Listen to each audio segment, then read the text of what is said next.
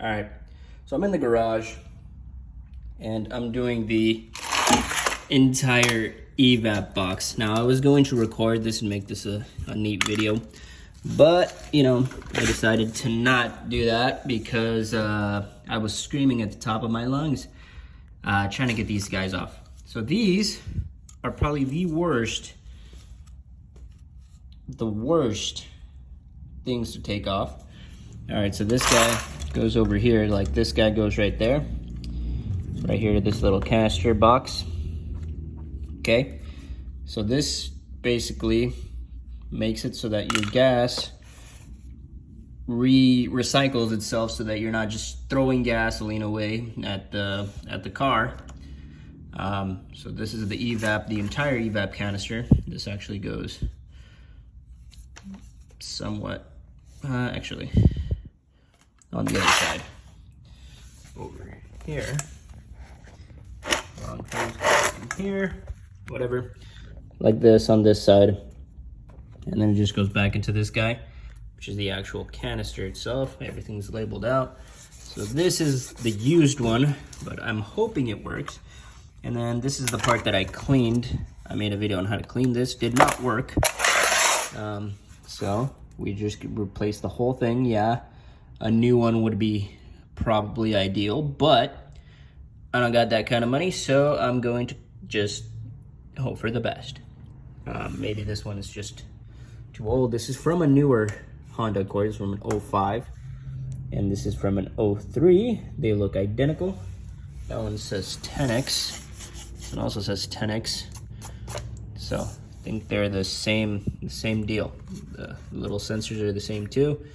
So I'm hoping one of the sensors is broken on this one, and then that this one will just magically work and I can stop chugging gas. But yeah, this is gonna be your worst nightmare, getting this off. There's only 3 bolts holding this in place. 1, 2, 3. You don't have to take these 2 off.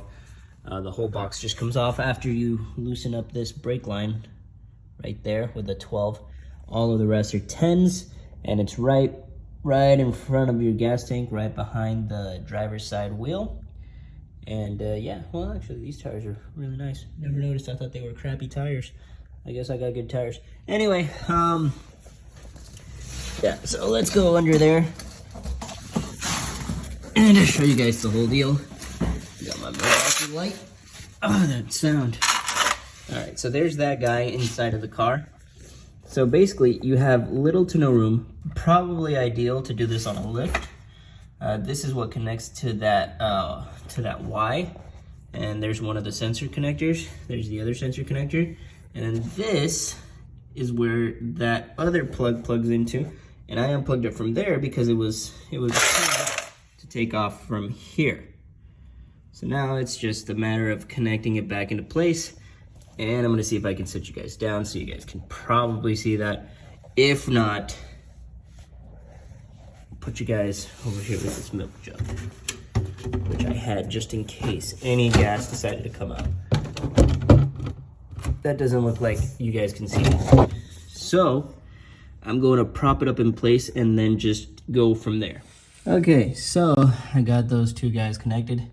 Next is going to be that little clip that you see right here, that sensor with that guy, and then the Y with that pipe in the back, and then this tiny pipe that goes to the sensor to that tiny little plastic white piece. I don't know if you guys can make that out. Yeah, that little nipple over there. And then we can prop it up, and then I'll get back to you guys when I prop that up. Okay, so these are the bolts. Everything's back on. Those little joints. Don't forget about the little guy on top. That guy's connected. Everything is no close clamps, no nothing, except for these that are pressure fitted. Hopefully that fixes the problem. And there's the last screw there. 1, 2, 3, and this guy gets in the way to take it off, so I take it off anyway. Just drops down, put it back on, and everything's back in place. All right, guys, that's it for the video. I'll catch you guys next time.